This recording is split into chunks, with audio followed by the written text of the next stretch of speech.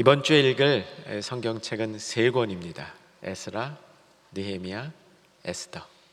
이 세 책의 공통점은 이 세 책이 다루고 있는 사건들은 바벨론의 포로에서 끝난 다음 있었던 일입니다. 사실은 바벨론이 이스라엘을 멸망시켰지만 바벨론도 그 사이에 나라가 바뀝니다. 바벨론에서 페르시아, 바사라는 나라로 바뀌게 되죠. 에스라, 느헤미야, 에스더는 이 바사 왕국 시절에 있었던 이야기인데, 에스라와 느헤미야는 이스라엘 백성이 다시 가나안 땅으로 돌아와서 예루살렘에 성전을 짓고 하나님의 나라를 재건하는 그런 일에 관한 일이고요. 에스더서는 모든 백성이 다 돌아온 게 아닙니다. 사실은 숫자만 따지면 더 많은 사람들이 그 자리에 남아 있었습니다. 한 50여 년 동안 정착을 하고 살다 보니까 돌아오는 게 수월한 일이 아니어서 그 자리에 남아있는 유대인들 가운데 있었던 한 사건을 다루고 있는 게 에스더서입니다. 자, 이제 에스라와 느헤미야서를 여러분 이번 주에 읽으실 때 읽는 데 도움이 될 수 있도록 중요한 이 개관을 간략하게 해드릴 겁니다. 이 바벨론에서 포로로 돌아오는 이스라엘의 역사를 이해하는 데 있어서 매우 중요한 일이 세 명의 인물과 그 인물들과 연결되어 있는 사건을 조합하는 겁니다. 세 명의 인물은 스룹바벨, 에스라, 느헤미야입니다. 에스라와 느헤미야는 익숙한데 스룹바벨은 별로 유명하지 않죠. 에스라서를 읽으시면서 스룹바벨에도 주목해 보시기 바랍니다. 이 스룹바벨이 성전을 두 번째로 건축한 인물입니다. 첫 번째 성전을 건축한 인물이 누구죠? 솔로몬이죠. 사실은 다윗부터 시작했다 봐야죠. 다윗과 솔로몬이다. 두 번째 성전을 건축한 사람은 스룹바벨입니다. 에스라는 누군가? 에스라는 스룹바벨 다음으로 포로들과 함께 돌아온 사람인데, 이 사람은 율법에 능한 사람, 하나님의 도리에 매우 정통한 학자였습니다. 그래서 하나님의 도를 가르치고 하나님 뜻대로 사는 길이 무엇인지를 얘기하면서 성전을 두 번째로 지은 하나님의 백성이 갱생되도록 다시 영적으로 부흥할 수 있도록 이끌어준 사람이죠. 우리는 이 두 사건을 통해서 이런 요약을 할 수 있겠죠. 하나님의 집이 지어지는 것은 성전만 지어져서 안 됩니다. 성전만 있어서 안 되죠. 성전 안에 있는 사람들이 새로워져야 되는 거죠. 성전 안에 있는 사람들이 하나님의 백성으로 살겠다는 이런 마음가짐 가지고 새로운 삶을 시작해야 되는 것이죠. 스룹바벨의 임무가 성전을 두 번째 짓는 것이었다면 에스라의 임무는 하나님의 백성이 하나님의 백성으로 세워지는 것이죠. 그러면 느헤미야의 역할은 뭔가? 느헤미야의 역할은 성벽을 짓는 것이었습니다. 성전만 가지고는 이 하나님 통치하는 이 지역이 완성되지 않는 거죠. 여러분 한번 상상을 해보십시오. 성전만 있습니다. 그리고 성벽이 없습니다. 그러면 외부에서 침입하는 걸 어떻게 막습니까? 외적의 침입 앞에 속수무책인 것이죠. 당연히 성벽이 필요한 겁니다. 느헤미야는 성벽이 필요하다는 사실을 깨닫고 바삿 지역에서, 페르시아 지역에서 돌아와서 성벽을 짓는 일을 감당한 역할을 한 겁니다. 이게 느헤미야서 전체 이야기라고 보시면 되겠습니다. 여러분, 이스라엘 백성이 몇 년간 포로로 바벨론에 끌려갔죠? 70년. 잘 하셨습니다. 근데 이 70년이 어디서부터 어디까지 70년이냐면 처음 성전이 무너지고 스룹바벨이 두 번째 성전을 세울 때까지가 70년입니다. 그러니까 포로 기간이 70년이 아닌 겁니다. 포로 기간은 70년보다 조금 더 짧았습니다. 약간 50년이었다고 볼 수 있을 것 같아요. 그래서 이 70년 동안 성전이 없었던 거죠. 그러면 성전이 세워진 다음 느헤미야가 성벽을 건축하는 데까지 시간이 또 얼마나 걸렸습니까? 그게 또 70년이에요. 그래서 70년이 두 번 있었다 이렇게 기억하시면 이전에 포로 생활 70년 여기에다가 조금 더 넓어진 성경 이 지식을 얻을 수 있을 겁니다. 느헤미야가 돌아와서 성벽을 건축하는 이야기가 느헤미야서인데, 이제 느헤미야서로 여러분 오시게 되면요, 느헤미야서에서 가장 이렇게 부각이 되고 있는 교훈은 느헤미야라는 사람이 참 탁월한 지도력을 갖고 있었습니다. 그래서 여러분, 이 시대에도요, 느헤미야가 가졌던 지도력을 연구해 봄직합니다. 느헤미야는 크게 세 가지 지도력을 가지고 있었는데, 첫째는 큰 그림을 그릴 줄 알았습니다. 성벽 건축이라는 이 대업을 놓고 어떻게 그가 이 일을 감당할 것인지에 관한 큰 그림을 아주 잘 그리는 인물이었습니다. 사실 느헤미야는요, 페르시아 제국 안에서 상당히 성공한 인물이었습니다. 왕에게 간청을 해서 자기가 돌아가서 성벽 짓는 일만 하고 돌아오겠다 하고 허락받고 온 사람입니다. 다시 말씀드리면 예루살렘에 영원히 살려고 온 사람이 아닌 겁니다. 그만큼 그는 철저한 계획을 갖고 있었고요. 두 번째는 굉장히 세밀한 지도자였습니다. 예루살렘에 도착하자마자 밤의 지형을 다 파악하고 가장 빠른 시간에 자기가 해야 될 일들을 수행할 수 있는 준비를 차곡차곡 마련해 나갔습니다. 그리고 이 느헤미야는 특별히 성벽이 건축되는 과정 속에서 주변에 여러 가지 방해가 있었습니다. 얼마나 방해가 많았는지를 몰라요. 여러분, 느헤미야서 읽으시면서 도대체 이 방해가 몇 가지나 되는지 한번 확인해 보면 재미있을 겁니다. 그러니까 사람이 할 수 있는 방해는 죄다 다 했다고 여러분 생각하시면 됩니다. 느헤미야가 하는 일을 방해했던 이 좋지 않은 인물 두 사람이 있죠. 이름은 기억하실 겁니다. 하나가 산발랏, 또 하나가 도비야죠. 이 도비야, 이 사람이 아주 안 좋은 사람이에요. 고약한 사람입니다. 아주 그냥 잔꾀의 능수예요. 정말 여러분 연속극 보는 것 같을 거예요. 연속극의 빌런 보는 것 같을 겁니다. 느헤미야서에서 끝까지 읽으시면요, 이 도비야가 얼마나 빌런 짓을 했는지 알 수 있습니다. 자, 이런 우여곡절을 이겨내는 지혜와 힘이 느헤미야에게 있었습니다. 그것을 성경을 읽으시면서 배우시면 아마 이 시대를 살아가는 우리들, 특별히 여러분의 세상 삶에서도 무슨 리더 위치에 있는 분들은 도움이 매우 되리라고 생각을 합니다. 자, 이제 오늘 본문은 느헤미야가 드디어 성벽을 완성한 다음에 있었던 일입니다. 1절을 보시면, 본문으로 찾아가셔서 1절을 보시면 제가 읽겠습니다. 성벽이 건축됨에 문짝을 달고 문지기와 노래하는 자들과 레위 사람들을 세운 후에, 그러니까 성벽이 건축이 된가 하면 그림을 그려보세요. 성전이 있습니다. 성전이 있는데 그 성전 주위로 성벽이 이렇게 둘러쳐진 겁니다. 그림이 그려지셨죠? 이제 이 성벽을 두를 때 성벽만 두는 게 아니라 성벽 사이에 문을 내야 됐죠. 문이 중요하죠. 처음에는 문짝을 안 다른 거예요. 문 틀만 만들어 놓은 겁니다. 마지막에 문짝을 달므로 성벽을 완성한 겁니다. 오늘 그 장면을 여기서 말해주고 있습니다. 성벽이 건축됨에 문짝을 달고 이제 완성된 겁니다. 2절은 지나가고요, 3절 보시면, 우리 3절 같이 한번 읽겠습니다. 내가 그들에게 이르기를 해가 높이 뜨기 전에는 예루살렘 성문을 열지 말고 아직 파수할 때에 곧 문을 닫고 빗장을 지르며 또 예루살렘 주변이 각각 자기가 지키는 곳에서 파수하되 자기 집 맞은편을 지키게 하라. 이게 좀 복잡하지만 이런 뜻은 분명합니다. 성벽이 지어졌지만 아직 불안정하다는 거죠. 그래서 성벽에 건설된 문을 늘 열 수 없다는 겁니다. 제한된 시간만 여는데 해가 떠 있을 때 열고 해가 지기 전에 닫고, 이렇게 함으로 이 주변으로부터 성벽을 보호하는 거죠. 그리고 3절 끝부분에 보면 자기가 사는 곳 앞을 지키게 만들었습니다. 이게 성벽을 건축하는 원리였습니다. 성벽을 처음 건축할 때도 어떻게 했냐면, 이 돌아온 이스라엘 이제 사람들을 지파별로 나누고 자기가 소속된 자기 이 가족, 혹은 이제 가족보다 큰 개념의 부족이 있는 겁니다. 이 지파들이 바로 자기네가 거주하는 앞 성벽을 건축하게 하는 겁니다. 굉장히 빠른 속도로 진행됐습니다. 52일 동안 성벽을 지었습니다. 앞에 성전을 짓는 것은 제2차 성전을 지을 때 3년 반 걸렸습니다.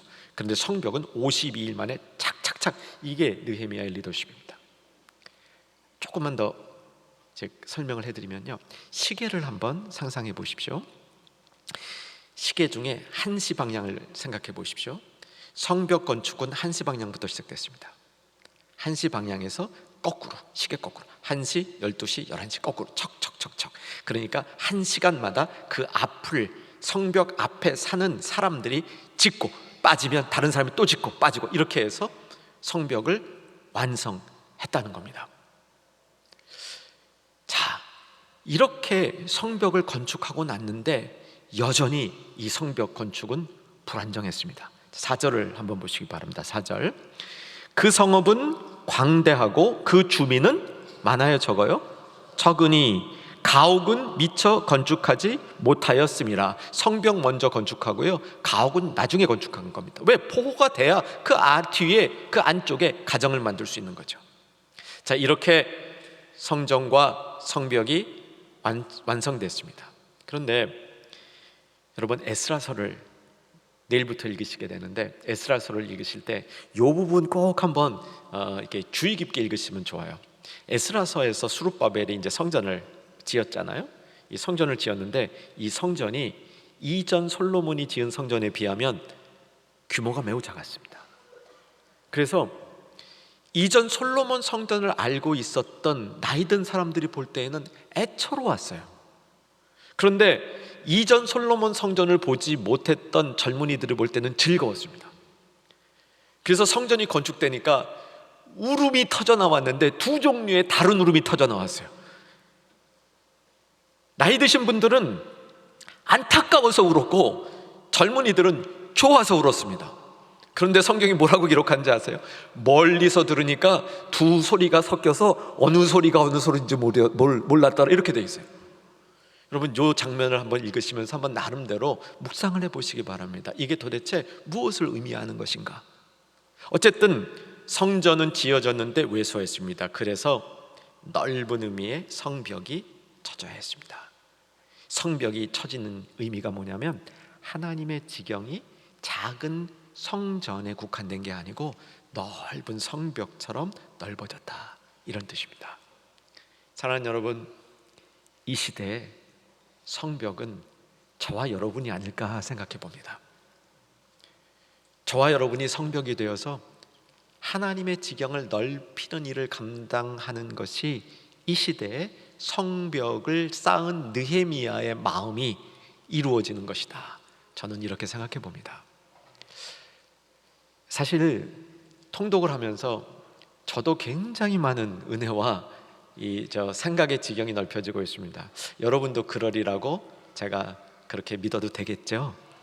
네. 이게요, 힘이 있더라고요. 3년째 되니까 또 다르고 4년 되면 더 달라질 것 같아요. 이 기대가 돼요. 5년 넘어가면 정말 더 달라질 것 같습니다. 그래서 저도요, 느헤미야 이런 걸 보면서 길게 보고 2025년에 뭘 설교할 건가 미리 구상을 하고 있습니다. 느헤미야처럼. 그런데 여러분, 느헤미야가 지은 성벽, 수룹바벨이 지은 성전, 이것이 이전에 솔로몬이 지은 것과 또 다른 이유가 있습니다. 단순히 크기의 차이가 아니었습니다. 솔로몬이, 이 수룹바벨이 지은 성전과 느헤미야의 성벽은 아직도 페르시아라는 나라가 이스라엘을 다스리고 있는 거였어요. 자치권을 준 것이지 완전히 그들의 세력에서 해방된 게 아니라는 사실입니다. 이렇게 보니까 이거를 첫 번째 성전과 두 번째 성전을 동일선상에서 보는 게 이게 성경의 가르침이 아니구나라는 사실을 깨닫습니다. 그러면 두 번째 성전을 통해서 우리가 생각해 봐야 될 게 뭐냐면, 세상이 다스리는 세계 속에 있는 성도의 모습입니다. 이 세상이 교회를 다스리지 않죠. 우리나라에는 종교의 자유가 있습니다. 그러나 성도들이 살고 있는 이 삶의 모습을 보게 되면 점점 세속이 더 강해지는 세상 속에서 우리는 살고 있습니다. 그리고 신앙이라는, 교회라는 이 우리의 본질적인 부분을 가지고 세상에서의 삶과 싸워가야 되고 그 안에서 우리의 신앙을 지켜야 되는 임무가 있다는 것이죠. 점점 세상의 힘이 강해지는 가운데 살고 있는 저와 여러분이 이것이 현실이라면 느헤미야서가 던져주는 의미가 굉장히 깊다고 보입니다.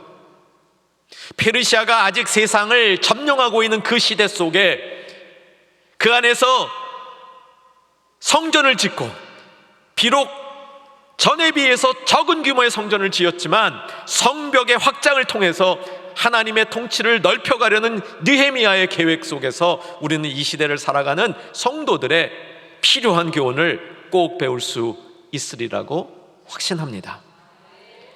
이 교훈이 몇 가지가 있는데요, 오늘 다 다룰 수가 없잖아요. 그래서 딱 한 가지만 좀 더 깊게, 이 느헤미야가 이 상황 속에서 했던 그의 리더십을 통해서 배울 수 있는 것 한 가지를 오늘 살피고 성찬했으면 합니다. 2절입니다. 2절에 보면 두 명의 인물이 등장합니다. 그리고 두 번째 등장하는 인물이 어떤 자질을 갖고 있었는지를 설명하는데 이걸 파악하셔야 됩니다.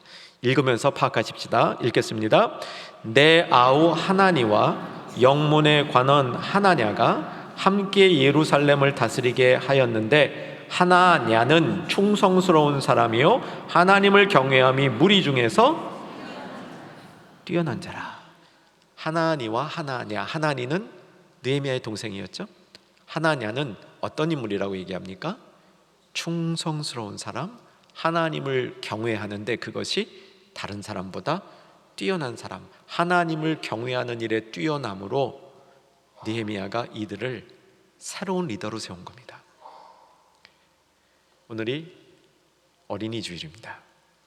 5월 5일 어린이날이 주일날과 이렇게 겹쳐지는 게 자주 없잖아요. 그래서 주일학교에서 오늘 대단한 걸 준비했었습니다. 오늘 어린이 주일을 맞아서 우리 사랑하는 온 성도님들, 충현의 우리 자녀들, 우리 충현의 아이들을 마음껏 축복해 주시고 응원해 주시고 저들을 향하여 주님이 기뻐하신 뜻이 이루어지기를 소망하는 우리 모두 되기를 주의 이름으로 부탁드립니다.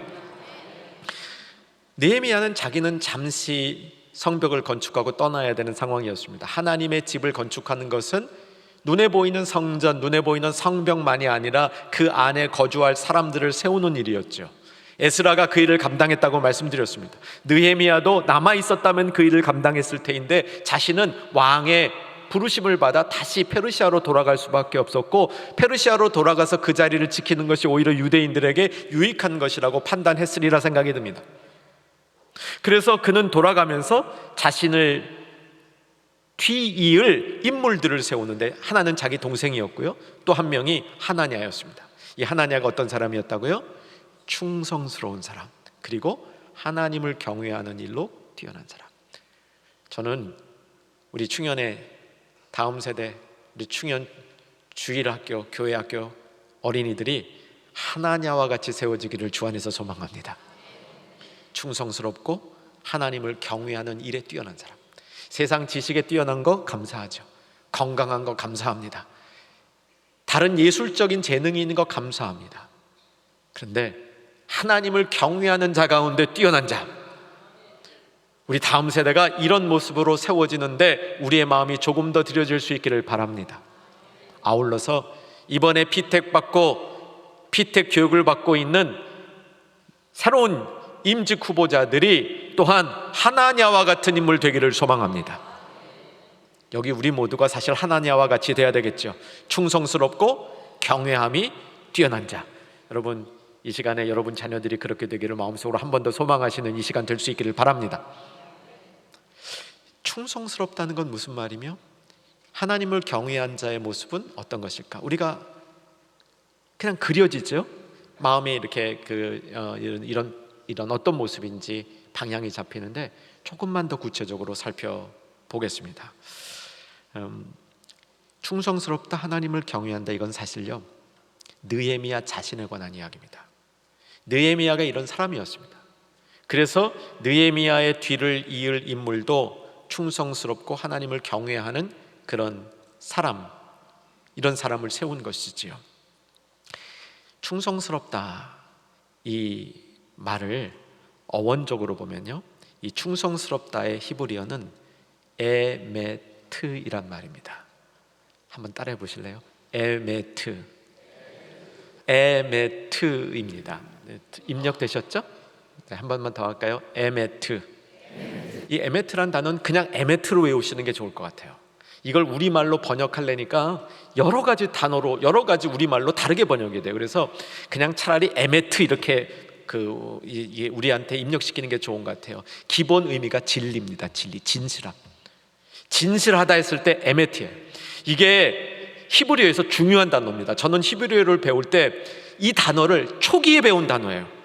히브리어에 알파벳이 있거든요. 모든 언어의 알파벳 뜻이 있듯이 히브리어 알파벳이 있습니다. 대부분 히브리어 단어는 세 개의 알파벳의 조합입니다.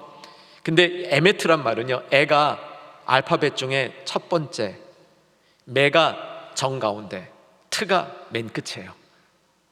제일 처음, 중간, 맨 끝 조합입니다. 이게 진리, 진실함이에요. 진실함 가운데 포괄성이 있다는 겁니다. 처음부터 마지막을 포괄하는 거.